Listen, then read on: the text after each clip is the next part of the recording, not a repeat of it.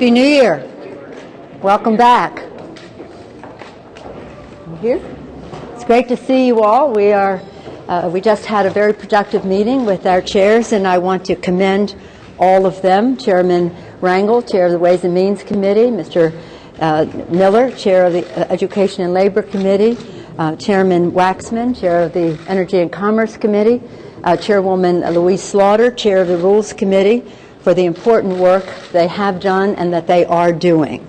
We're very pleased that our conversations continue with our counterparts in the Senate, at the leadership level, at the committee level, and at the staff level, and are optimistic that there's much that we have in common in both of our bills, and that we will resolve or reconcile this legislation in a way that is a AAA rating.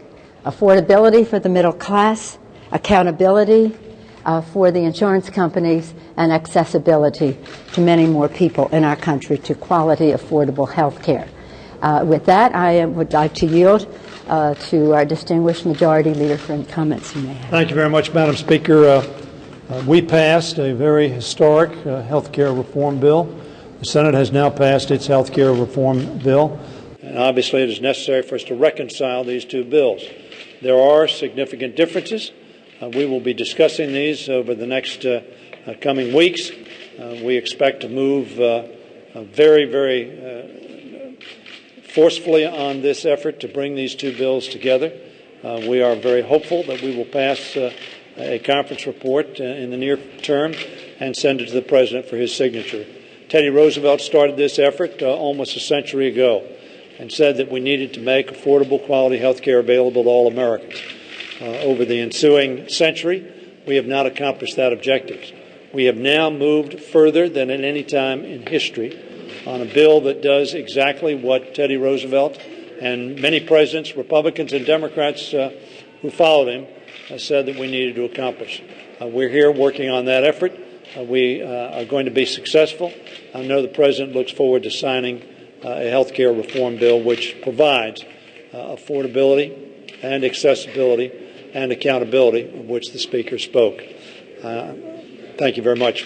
Mr. Clyburn, our distinguished whip. Thank you, Madam Speaker. I'm trying to hide behind here because I'm dressed for the weather today. I just changed.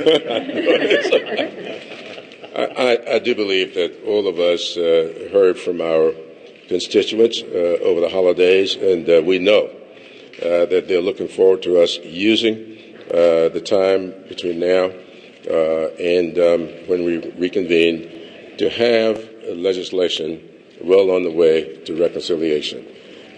We are trying to reconcile two bills that are good bills. There are real good things in the Senate bill, great things in the House bill. What we have to do now is meld these two together and do it in such a way that the American people will feel that the time and energy in this effort has been worthwhile. Thank you very much. We are particularly delighted with the leadership of the President of the United States. Without his leadership, without his vision, without his encouragement, we would not be right on the verge right now of passing this historic legislation, which will be placed, I think, in its rightful place alongside Social Security, Medicare, and now health care for all Americans. Any of my colleagues wish to add to the conversation here? Any questions? Madam Speaker, as you know, a number of Senate moderates have said that the Senate legislation can't change too much and still get 60 votes in the Senate. So what changes is it critical for House members to see? Well, we want our final product, as I'm sure everyone in the House and Senate would agree, to ensure affordability for the middle class, accountability for the insurance company, as it provides accessibility by lowering cost at every stage. And those are the standards that we have, which I think are shared in the House and in the Senate. I think the Senate should know that we need 218 votes. They need 60. We need 218. Madam Speaker, is it fair to say that the public option, given the realities in the Senate, is going to be dropped? Well, the fact is the public option, I prefer to call it the public's option, an option for the public to hold the insurance companies accountable and to increase competition. There are other ways to do that, and we look forward to having those discussions as we reconcile the bills. But unless we hold the insurance companies accountable, we will not be able to have the affordability for the middle class, the reforms of the insurance industry that we must have to end discrimination on the basis of a pre-existing condition, to cap payments and co-pays and all the rest. Again, it's about affordability, which is essential to accessibility. So we will have what we need to hold the insurance companies accountable. I contend that whatever we have coming out of this bill will hold them accountable, and they'll be crying out for a public option one of these days. C-SPAN came to light today. The C-SPAN wrote a letter, Mr. Lamb, to you guys to have this process be transparent in regards to the conference committee. Right now it's being done with ping pong. Any response on that? Mr. Well, Baker, no decision has... To be public. President Obama was in favor of that on the campaign trail. Really? Well, there are a number of things he was for on the campaign trail. But I have referred that letter to the assistant to the Speaker, and Mr. Van Hollen, would you like to respond? Thank you, Madam Speaker. Let me just point out first that the health care debate in this piece of legislation has been subjected to an unprecedented degree of public scrutiny and input. It was the original bill was put on the Internet for the public to inspect. You then had a summer where you had thousands of hearings around the country and town meetings, and both town hall meetings where people were showing up as well as telephone town hall meetings.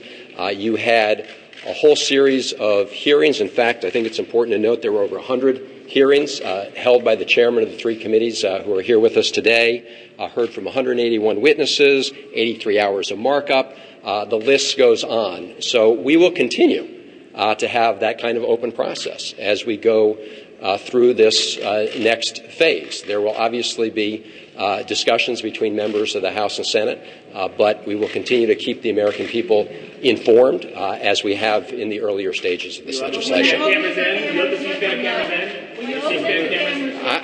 We don't even know yet whether there's going to be a conference, as the Speaker said. It's not clear whether or not that's going to happen yet. Madam Speaker, one of your colleagues today called bypassing conference committees. She told me that it's an assault to democracy. So how are you going to convince some of your members that... Well, I don't know who you're talking about, but what I will say that there has never been a more open process for any legislation and anyone who serves here's experience. As Mr. Van Hollen said, as you know, tens of thousands of people participated in our town meetings, over 100 witnesses in our bipartisan hearings that were held in the conference, and the list goes on. And I'm not going to repeat what he has said. We now have another town venue, and that is the Internet. And our legislation has had visibility for a very long time in that place. So, well, you know what? I don't know who you're talking about, but what I will say is I completely disagree. We don't know what route we will take. We will take the route that does the job for the American people, that gets this done in a timely fashion in a city where the special interests are so entrenched and will like any avenue in order to stop this legislation. We will do what is necessary to pass the bill for affordable, accessible legislation which holds the insurance companies accountable, and we will do it when we are ready in a timely fashion. We'll see what that is. We think that we have the fairest approach in our bill. I always say when it comes to tax policy around here, it's like a mirror on the wall. Who is the fairest of them all? The Senate thinks theirs is fair. We think ours is. We'll see which mirror cracks. But we'll proceed in a way that is fair to the American people. Thank you, Mr. Hoyle. If I just add to that, though, whatever the funding mechanism, the President and we and the Senate have pledged that this will be paid for, it will bring down cost, and it will bring down the deficit. Later on, you said that there would be significant differences that have to be worked out between both bills. How will we know in that process? I understand it'll be posted online for 72 hours afterwards, but during that process, while these differences are being worked out between the houses, what kind of update mechanism, if cameras are not allowed in the room for negotiation, how will we know what's being made here? My experience has been, my experience has been, you know before I know, and I presume that will continue to be the process. Thank you very much. Congressman Waxman. Congressman Waxman. Comment on the murder of